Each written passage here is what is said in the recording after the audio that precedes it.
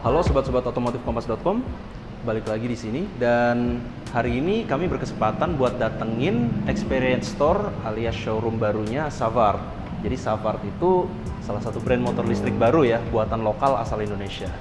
Gimana pengalaman berkendaranya dan gimana sensasi awalnya, nanti akan kita kulik bareng-bareng. Tetap ikutin videonya, jangan lupa like, share, comment, and subscribe, dan nyalakan lonceng notifikasi.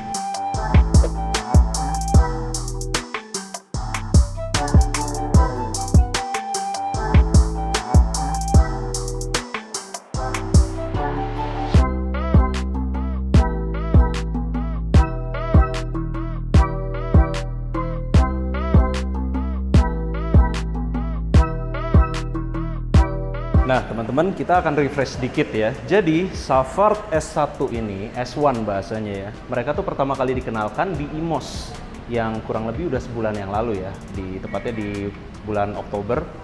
Dan ini lokal, asal Jawa Timur, produksinya itu di Sidoarjo dan Mojokerto. Jadi Savart ini sendiri ngeklaim motornya sudah siap dan bentar lagi dijual. Habis ini kita bakal dapat kesempatan untuk keliling di sekitaran showroom. Kita coba impresi berkendaranya itu seperti apa, sensasinya seperti apa. Dan uniknya, Savart itu juga bikin rigging khusus yang kemiringannya itu 30 derajat. Nanti akan kita cobain sama-sama sensasi berkendaranya gimana dan sensasi nanjaknya seperti apa. Nah, sekarang kita akan bahas sedikit soal desainnya ya.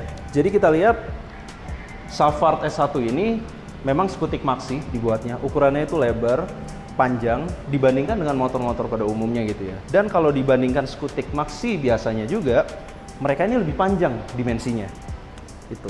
Sebetulnya bodinya itu cuman sampai sekitar sini saja ya. Tapi bagian rodanya itu lebih panjang lagi karena dia dinamonya sedikit dimundurin gitu. Buat informasi juga ya, dinamonya Savart mereka ini pakai penggerak mid drive. Artinya penggeraknya itu ada di tengah. Beda dengan motor-motor biasa, motor-motor listrik umumnya yang peleknya itu cembung. Nah, kalau penggeraknya mid drive ini, klaimnya Savart, torsinya lebih bertenaga dan bisa menembus sekitar 250 Nm. Itu lumayan kuat sih. Makanya klaim mereka di tanjakan motor ini kuat banget. Nanti kita coba buktikan sama-sama.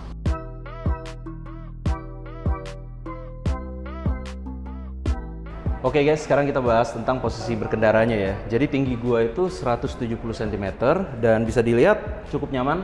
Kaki masih napak, enak dipegangnya juga dan tangan tidak terlalu jauh juga ya. Terus untuk duduknya gimana? Nyaman banget karena joknya sendiri dibikin sudah berbentuk gini ya. Jadi lebih nyaman ketika didudukin. Overall kemudi di tangan, rasanya itu enak, nyaman, tegak juga. Dan kalau dipakai untuk jarak jauh, posisinya nyaman, nggak bikin capek. Jadi seperti itu.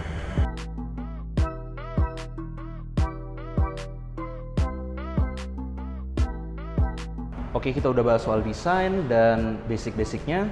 Sekarang nggak perlu nunggu lama lagi, kita langsung coba aja. Oke, jadi sekarang kita berkesempatan untuk mencoba Savart S1 di jalanan umum di daerah Bintaro ya. Nah, di sini kita lihat posisinya memang macet, ramai, nggak bisa selalu ngegas, harus berhenti sesekali. Tapi overall performanya si Savart ini sangat responsif ketika emang harus berhenti dan ketika harus ngegas lagi. Torsinya dirasa cukup, performanya juga ada 3 mode. Yang pertama Eco, normal, dan sporty. Di sini gue selalu pakai mode normal dan itu sudah nyaman banget, enak. Yang paling penting sekarang itu kalau diperhatikan ya, ketika ada belokan dan harus putar balik. Karena wheelbase-nya ini panjang dan dia itu sangat balance ya, berputar atau menikung itu masih enak banget, jadi tidak limbung rasanya. Sekarang kita bahas sedikit soal spesifikasinya. Si Savart S1 ini menggunakan dinamo jenis mid drive ya, artinya dia itu penggeraknya di tengah, bukan di bagian pelek seperti motor-motor listrik pada umumnya. Dinamonya sendiri lumayan kuat. Kalau kata Savart, ukurannya itu sebesar 4 kW dan bisa di-unlock sampai 14 kW. Buat referensi, itu setara dengan motor kapasitas 250 cc. Kemudian untuk baterainya dia ada 2 unit dan satu unitnya berukuran 65 Ah dan uniknya sudah dibekali sama teknologi Artificial Intelligence atau AI di bagian Battery Management System. Menurut pihak Savart, AI ini berfungsi untuk mempelajari pola penggunaan. Jadi tiap pengguna kemungkinan akan berbeda experience-nya. Misalkan ada pengguna yang selalu suka mode sport, kemungkinan powernya itu bisa ditambah, bisa disesuaikan supaya dayanya lebih irit. Atau ada pengguna yang pakainya selalu mode eco gitu, kemungkinan nanti umur baterainya lebih panjang supaya lebih enak digunakannya. Nah, setelah sudah puas muter-muter, kita coba langsung tes tanjakan. Sudah dibuatkan oleh Savart, ini dengan kemiringan 30 derajat. Kita coba 2 kali. Yang pertama kita coba langsung gas dari bawah. Dan sejauh ini tidak ada kendala ya. Torsinya cukup banget, 250 Nm memang bisa ngangkat motor ini. Tidak perlu berhenti di tengah dan tidak mundur-mundur. Nah, untuk yang kedua kita coba stop and go. Jadi kita jalan dulu di tengah-tengah baru kita mulai ngegas, dan Savart S1 juga nggak kesulitan, motor bisa naik ke atas dengan mudah.